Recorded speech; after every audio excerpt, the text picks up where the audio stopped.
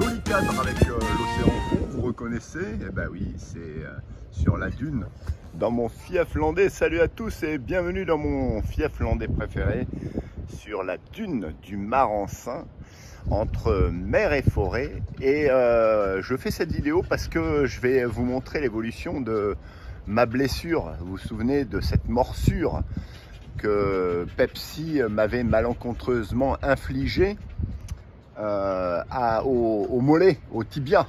Donc je vais vous la montrer 9 jours après être passé devant un médecin pour avoir une administration d'antibiotiques, un rappel antitétanique. Et ensuite, voilà l'évolution. Dans ma précédente vidéo, je vous disais qu'il ne fallait pas plonger la blessure dans l'eau salée parce que ça n'améliorait pas les choses et il y avait aussi un risque d'infection potentielle. Je n'ai pas dérogé complètement à la règle, mais j'avoue que j'ai été trop tenté pour aller à l'eau aussi de temps en temps. Avec parcimonie certes, mais j'y ai quand même été. Alors je vais vous montrer là maintenant ma blessure 9 jours après, encore une fois, et j'ai entre les mains quelque chose de nouveau. Alors je vous montre déjà ce que j'ai une crème qui s'appelle la fusidine, que vous connaissez sûrement pour les infections dermatologiques, hein. C'est un antibiotique pour les infections, voilà, les plaies purulentes que l'on applique sur les blessures. Et donc moi j'en ai, puisque aujourd'hui j'ai terminé, même depuis hier, j'ai terminé les antibiotiques.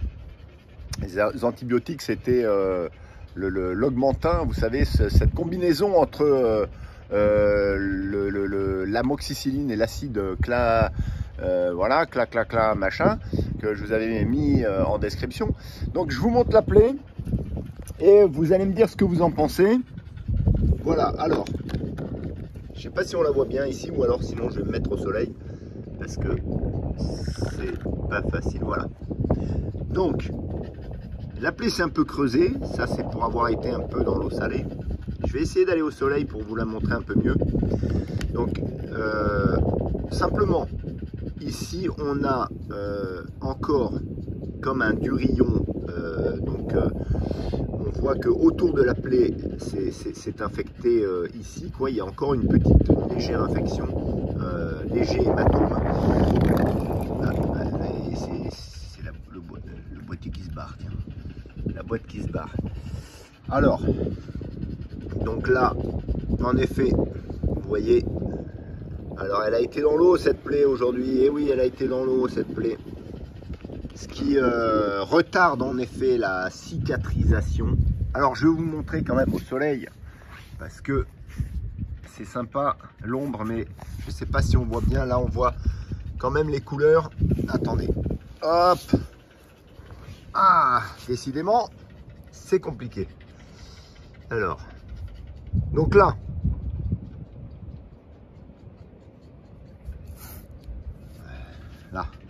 ce serait, voilà, vous voyez, il y a quand même une plaie qui est un petit peu encore purulente, mais c'est plutôt du liquide. Et vous avez donc le pourtour ici, qui est rouge et inflammé. Donc pour le même moment, 9 jours après, mesdames, messieurs, je vais essayer de faire un peu d'acrobatie ici, c'est peut-être mieux. Donc vous voyez, tout autour c'est encore inflammé, c'est très très long la cicatrisation, mais c'est en bonne voie. Je suis plus dans la panique, hein. L'infection qui descendait jusqu'à la cheville est partie, et ici on retrouve ici une inflammation autour de la plaie, de la morsure toujours. Et pour le moment, voilà, la plaie est comme ça.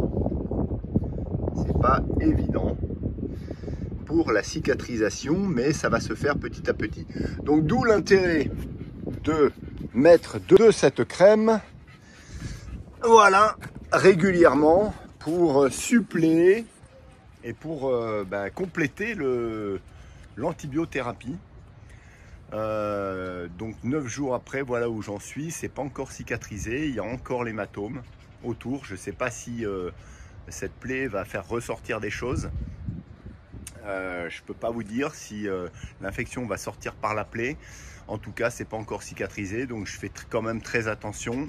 Même si j'ai failli, je vous le cache pas, errare humanum est, j'ai quand même failli pour aller dans l'océan de temps en temps, mais avec quand même des périodes de repos pour privilégier quand même une cicatrisation un peu plus rapide. Donc 9 jours après, voilà comment c'est, et je vous montrerai quand ça sera définitivement cicatrisé. Voilà, je vous dis suite au prochain épisode. En tout cas, profitez bien de vos vacances. Voilà, ici on en profite quand même aussi. Et puis portez-vous bien, et je vous dis à la prochaine pour de nouvelles aventures. Merci à tous de m'avoir suivi. Il y a deux chiens, regardez-moi ça, regardez-moi ça. Ils en peuvent plus, ils ont envie d'aller se baigner. Eh oui, on y va, regardez ça, regardez ça. Ah oui, satané Pepsi, va. Allez, c'est parti. Donc là, mesdames, messieurs, voilà, j'applique 2 fois par jour la fusidine et je vais faire pénétrer là, tout autour, vous voyez, ici, là, ça là, c'est l'inflammation encore résiduelle autour de la plaie, sur le côté gauche, puisque la morsure est partie en diagonale, en oblique. Donc j'ai rien ici, là c'est l'os, et j'ai rien ici. C'est vraiment sur j'allais dire, la profondeur de la plaie, du croc là, qui est rentré en oblique. Donc je masse et je vais faire pénétrer. Allez, de retour pour la rentrée scolaire, mesdames, messieurs. Ça y est, les vacances sont terminées. Je vais vous finaliser, comme je vous en avais parlé, la vidéo sur la morsure de mon chien, que mon chien m'a infligé malencontreusement, comme on dit. Et vous vous souvenez, je vous ai montré l'application de la crème, la fusidine, crème antibiotique, qui permet de soigner les infections dermatologiques, cutanées, on va dire. Suite à cette crème que j'ai appliquée pendant 2 fois par jour, matin et soir, pendant 6 jours, je ne pouvais plus continuer avec la fusidine et il y avait toujours une inflammation. J'ai complété avec cette crème, mesdames, messieurs, que je vous conseille. Et oui, cette crème, regardez, je ne sais pas si on la voit, je vais m'approcher. Voilà, Cicarome baume réparateur peau irritée, peau abîmée aux huiles essentielles végétale. C'est une crème qui est relativement efficace, même très efficace. Vous voyez, elle contient de multiples huiles essentielles que j'ai complétées avec la seule qui manque, c'est-à-dire le Ravinsara. Donc il y a une dizaine déjà dans ce baume réparateur. Il y a une dizaine d'huiles essentielles qui rentrent en synergie et qui vont permettre de parfaire la cicatrisation, oui mesdames, messieurs, parce que la cicatrisation, Dieu sait si elle fut longue pour moi, avec malheureusement des petits allers-retours dans l'océan. Bah oui, c'est comme ça, mais il faut dire que j'ai échappé belle à cette histoire de morsure, parce que j'ai utilisé, à la suite de fusidine, j'ai utilisé cette crème 3-4 fois par jour. Vous pouvez aller jusqu'à 6 applications par jour à partir de 12 ans.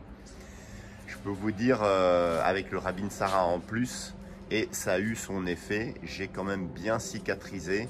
J'ai vraiment eu peur, toute cette histoire m'a fait réaliser qu'on ne badine pas, on ne rigole pas avec une morsure de chien.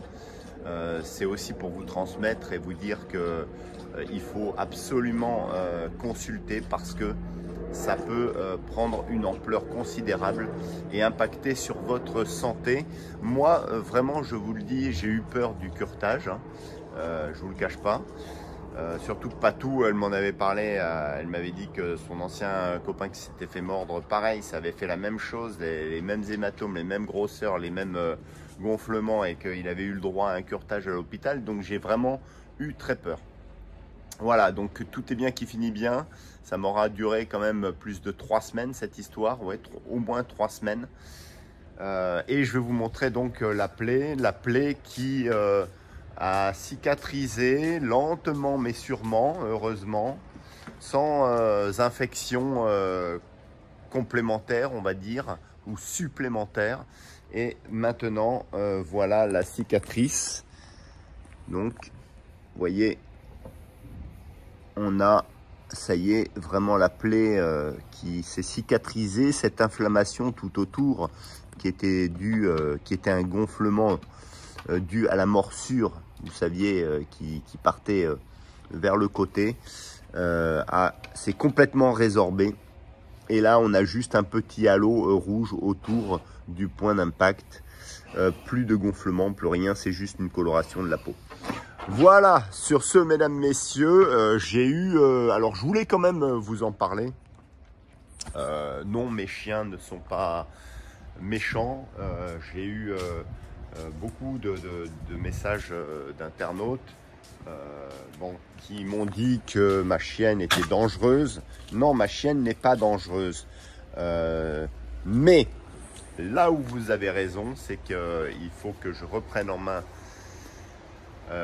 certaines bases de l'éducation que malheureusement j'avais laissé un petit peu, que j'avais mise un peu de côté.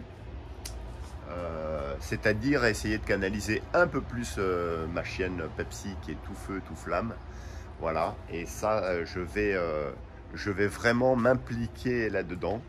Je réalise que sa phase d'adulte a pris une petite tournure pour laquelle je ne m'attendais pas.